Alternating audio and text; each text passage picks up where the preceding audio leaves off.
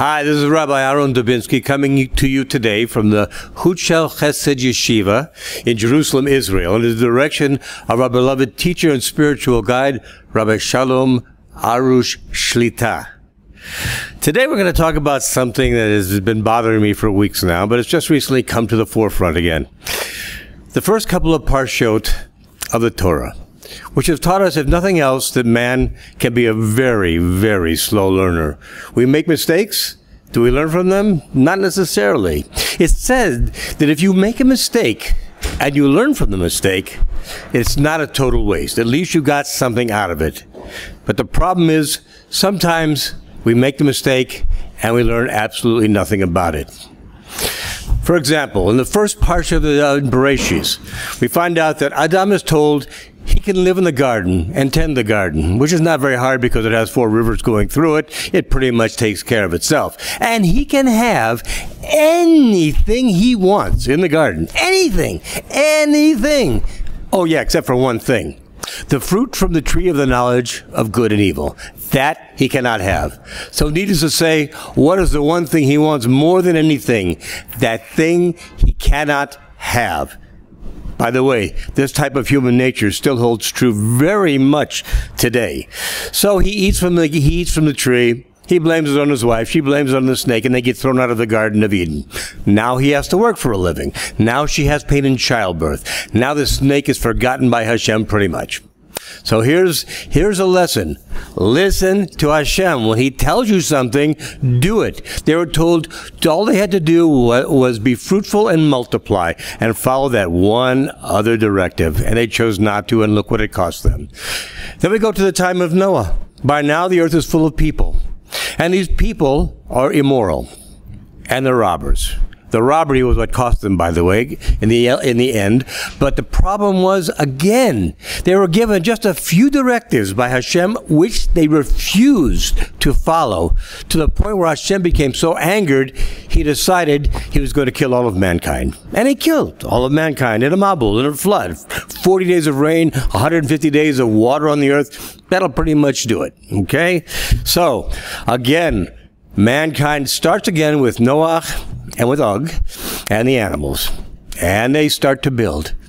And again, they just don't listen. The people get together and they decide they don't need Hashem. They don't need the creator of the universe. What do they need this for? They want to do what they want to do. By the way, another trait which seems to linger for 5,000 years. I want to do what I want to do. Why can't I do what I want to do? And the reason is, because you're not in charge. You're a soldier. You're not the general. And the general has given you a directive. And he's told you what you need to do. And you need to listen to him. But what do these people do? They decide they're going to build a big city. And they're going to build a big tower all the way up to heaven to show Hashem they are just as good as he is. So why should they have to listen? What is the answer? He confuses their language to 70 different languages and disperses them all over the earth. We just don't seem to listen.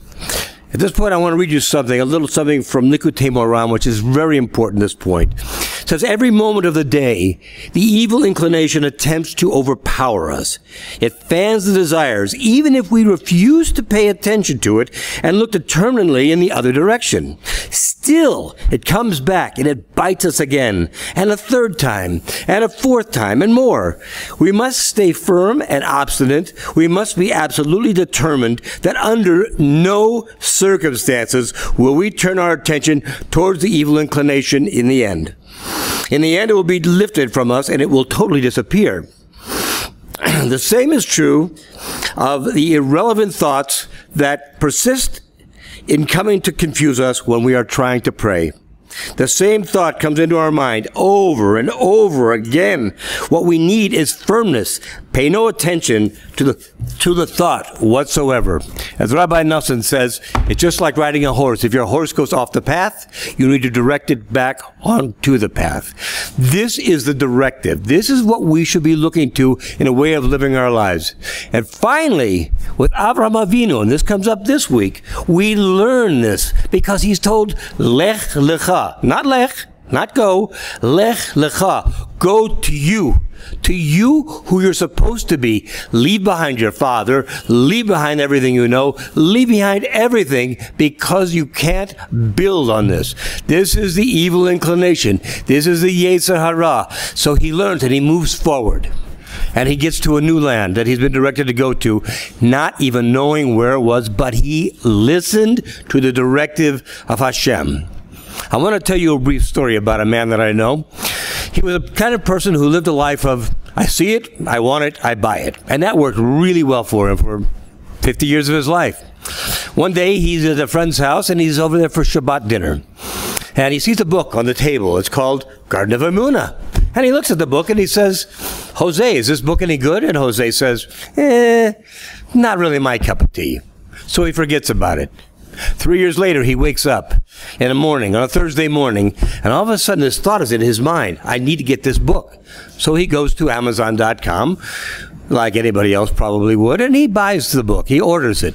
That day, he goes to shul, to daven, at a shul he never goes to, but he knew this shul would have a minyan, and he needed to say Kaddish for his mother. So he went. He goes, and what is he told there? That there's an announcement. A man is coming from Israel, a rabbi, Rabbi Lazar Brody. If you don't know, he's the one who translated Garden of Emunah.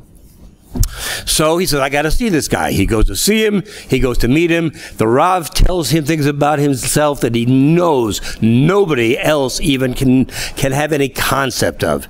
And then the Rav tells him something significant. He says to him, you need to come to Israel. And he says, great, I'm almost 60 years old and I've never been to Israel. I'd love to come visit you sometime. And he's told, no, not to visit, to live. And he says, no. I live in this beautiful paradise where I live. Why would I want to go there? I've got a penthouse. I've got a great business. I've got a beautiful car I love. I have everything I want. He says, listen to me very carefully. You need to come. You need to come soon and do yourself a favor. Come before it gets too painful. And he thinks to himself, well, we'll think about that. But he didn't very much. Well, over the next year and a half, he lost the business, he lost the penthouse, he lost the car, and he lost pretty much all the money he'd saved for a lifetime trying to keep up his lifestyle. One day, he's out doing hitbodedut on a golf course. And he says, Hashem, what is it you want from me? The more I do for you, it seems the more you take from me. And I know it doesn't work that way. Whatever you want, I'll do it. Whatever you want me to stop doing, I'll stop doing it. But please just make the pain go away. The word pain caught his attention, and he remembered what Rob Brody had told him. He said, fine, you want me to go to Israel? I'll go to Israel. And he did.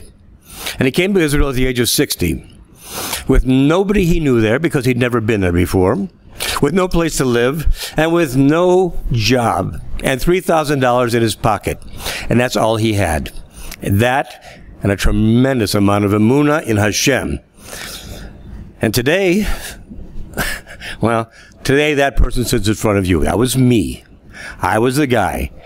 But it took me almost 60 years to learn the lesson. Don't take 60 years. When Hashem tells you something, do it.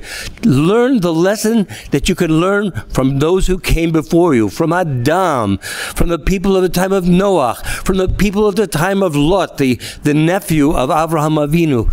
Take the lesson that they have been taught over and over and over again for 5,000 years. Use this lesson to grow, to become better, to do what Hashem wants of you. I guarantee you from personal experience, it always works out better for you when you do what Hashem says to do.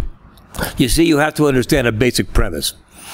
Whether the rock hits the glass or the glass hits the rock, it's always going to be bad for the glass. In this case, we're the glass. Hashem is the rock. He's the one who's always there. He is the one who sets the rules. He sets the rules so that we can live a life that is meaningful, joyful, and fulfilling. So having said that, I want you to all have a joyful, meaningful, fulfilling life where you listen to Hashem, where you learn from your past mistakes and the past mistakes of others. And you have a Shavua Tov, a very happy week. God bless you all. Be well. All the best.